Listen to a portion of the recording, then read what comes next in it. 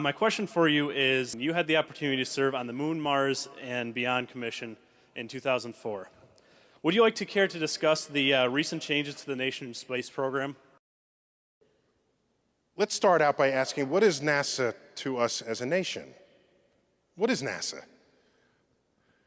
If I had a nickel for every time someone said, why are we spending money up there when we have problems down here?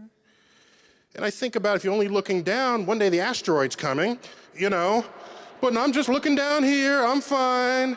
At some point, you gotta look up. In the current plan, it promotes the commercial access to low Earth orbit, a couple of 100 miles up, where the space station and space shuttle goes. Low Earth orbit is no longer a space frontier. The original Space Act from 1958 says NASA needs to advance a space frontier. Low Earth orbit is to boldly go where hundreds have gone before. It's not a frontier anymore. Move NASA to the next step. What does the program allow? It says we're not going to the moon anymore. Maybe we'll go to Mars one day. I don't know when, but let's work on some technology that might enable that someday. That worries me, because without a plan to go somewhere outside of low Earth orbit, we've got no force operating on the educational pipeline of America.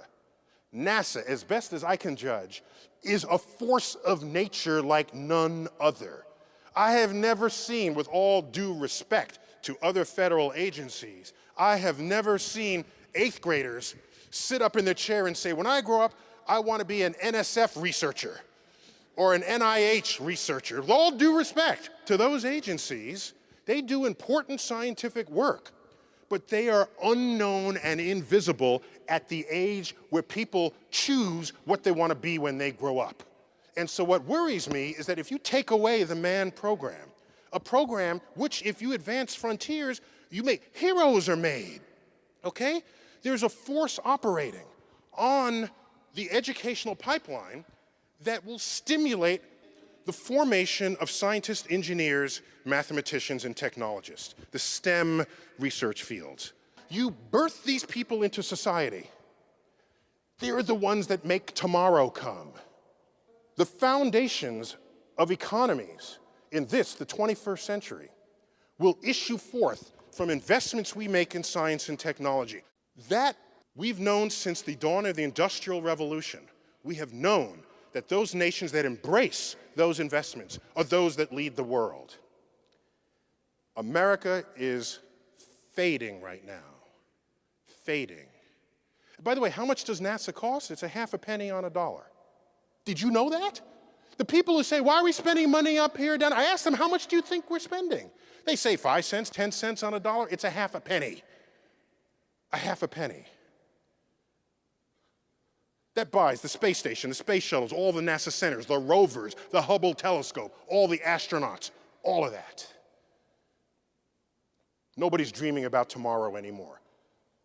NASA knows how to dream about tomorrow. If the funding can accommodate it, the funding can empower it, the funding can enable it. Yeah, you need good teachers, no doubt about it, but the teachers come and go, because I go to the next grade. Teachers can help light a flame, but I need something to keep the flame fanned. It's about the effect of NASA on who and what we are as a nation, what we have been as a nation, perhaps for a while there took it for granted.